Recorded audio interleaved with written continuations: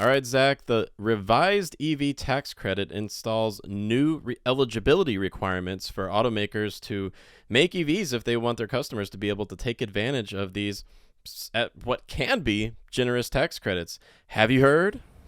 Yeah, but we're still gonna get into it today. Let's get into what some of those new requirements are, Justin, because it's going to greatly impact where automakers are making investments. It's a lot of domestic production, is what the new EV tax incentives require, doesn't it? Yeah, and it looks like it might be working, at least from the perspective of me analyzing where the future battery infrastructure is being built. It's actually pretty exciting to be in the US if you're interested in EVs right now, because automakers and the battery suppliers they rely on to power their EVs are releasing announcement after announcement for new US production facilities. So first, let's talk about why this is all happening. In order to be eligible for the new revised EV tax credit, which also applies to plug-in hybrids, starting in 2023, January 1st, an EV has to have at least 50% of its battery components manufactured, aka assembled, in the United States, Canada, or Mexico. We'll call that North America. And beginning January 1st, 2023, the battery minerals. You also have to have at least 40% of the battery minerals that are in the pack, such as lithium, cobalt, iron, others. 40% needs to come from those same countries in North America. That's a very, very quick timeline, and that's got a lot of prospective EV buyers freaking out right now because most of us don't know where the minerals come from in their EVs. I mean, my own Hyundai Ioniq 5, I don't know. Where's the lithium come from that's in my car? No clue.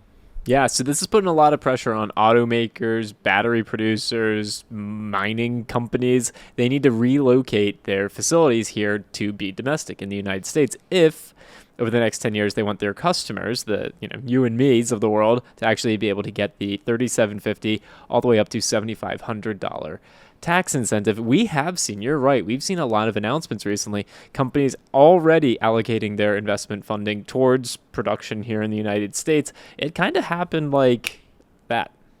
Yeah, it's pretty wild just how quickly these announcements are coming out. I'm sure most of these were they were in discussions, upper-level discussions, talking about these announcements before the new tax credit was signed into law, but you have to admit it's pretty obvious that this new U.S. federal-level incentive is definitely one of the key factors for what has driven these decisions. Now, let me go over the big ones with you because it's a ton of money. I'm talking, I don't know, like at least $12 billion just in 2 weeks. Yeah, let's hear it. It's a lot of money. Honda and their battery supplier, LG Energy Solutions, have just announced a $4.4 billion battery production project that's going to be sited somewhere in the United States. They have not spilled the beans yet, but the rumors on the internet are that it's either going to be in Ohio or Indiana. So it sounds like the Midwest is getting a massive gigafactory because Tesla coined the term, but this is going to be a gigafactory with the output. Panasonic, another one, another $4 billion factory. This one, we do know where it's going to be at. It's a battery production facility that's going in Oklahoma. Oklahoma, the Southern Plains. It's known for cattle ranching, and now it's going to be known for battery production. Battery production, yeah. So a lot of energy going on in the Southern Plains. Another one that I'm excited for, LG Energy Solutions. They're partnering with everyone. It must be great to be in that business right now. General Motors and LG Energy Solutions are considering a fourth U.S. battery plant. This would be to produce the wonderful Ultium battery cells that are powering the Hummer EV right now, the Cadillac Lyriq, the future of the Silverado Electric, and the Equinox EV, just to mention a few. They're not announcing yet where exactly it will be, but they're considering Indiana for this $2 billion battery plant. That's a lot of money, and I'm not even done, Zach, but tell me, what are you thinking? Is this too much money going into batteries, or is it not enough? No, I mean, it's exactly what our federal government wanted. Now, it's juxtaposed by the reality that producing the battery in the United States, okay, I don't want to say that's easy, far, far from it. You have to invest billions of dollars, set it all up, got it. The minerals going into it are the other factor here. So I don't want to, sway you from not, listing out the remaining, large investments here in the United States, but It's not like you can just flip a switch and, all right, now we're getting our raw earth materials from, I don't know, West Virginia instead of going from, getting them in China. Like setting up a mine takes time, if I'm not mistaken. Thinking about getting an extended warranty? Go to joinyaa.com and check out our pricing there. There's no obligation, no spam, no robocalls. YAA for your extended warranty. So, for example, an example of what you're saying.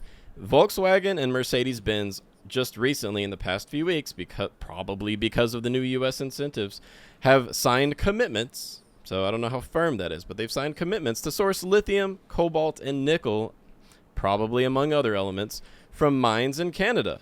Now, that's great for Canada, right? But Canada is included in the North American production clause of the new Inflation Reduction Act of 2022, clean energy credit, as they call it. So that would be good if you're thinking about buying an EV from Volkswagen or Mercedes-Benz.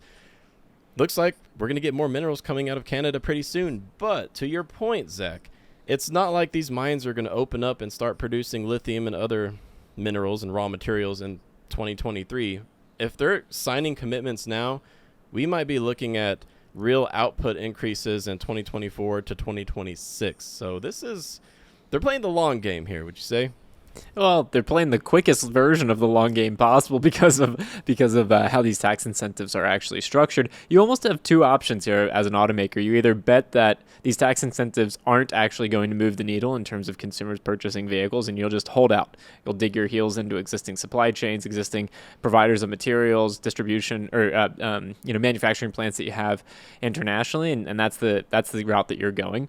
Or you're going to do all this investment to work with companies that already exist in Canada, here in the United States. Isn't Chile, I think, another country that we could get materials from as well? Anyone we have a trade agreement with. So, you're either going to see companies go that route of we're going to partner, sign commitments, build a U.S. manufacturing hub, do the whole thing so we can make sure our customers get the $7,500 credit, which lasts for 10 years. So it's it's like the long game, but honestly, in like corporate life cycle and also the vehicle you own, like a lot of people, 10 years is actually going to fly by pretty quickly. I wonder how the United States is going to incentivize, I don't know, trillions, because it'll end up being trillions of dollars of investment here in the United States, how they can help justify that if this is just a 10-year window for $7,500. And we've done videos talking about the efficacy of these tax credits over that 10-year period of time, like $7,500 off of a vehicle that has to be under $55,000 when car prices are going up. I don't know. All I'm saying is that this is obviously an act to produce things here domestically, but maybe it could even backfire if the companies are like, you know what, this isn't enough of an incentive. We're just going to stick with what we got. Yeah, so is the new tax credit working? Let's wrap it up with some good news, shall we? A more immediate impact that I would say is evidence that it is working, at least to some extent, because Hyundai and Kia, they were both quite outraged, and I think they're still outraged, that their beloved EVs, the Kia EV6 and the Hyundai Ioniq 5, they no longer qualify. Just suddenly, once President Biden signed the bill, they no longer qualify for the federal incentives for EVs in the United States.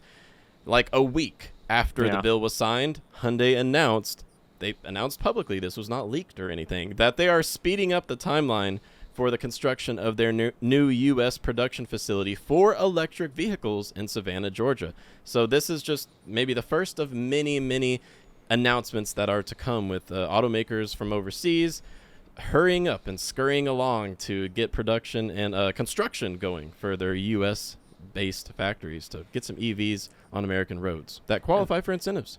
And then I bet you there's some executives around that round table at Hyundai saying, screw this, F them. $7,500 isn't going to sway someone buying one of our Ioniq 6s. Let's just stick it out. But we'll see who ends up winning those arguments. It's a super interesting topic, Justin, that's for sure. Yeah, I think we'll have plenty more to share in a few months' time. Thank you, Zach. See you, Justin.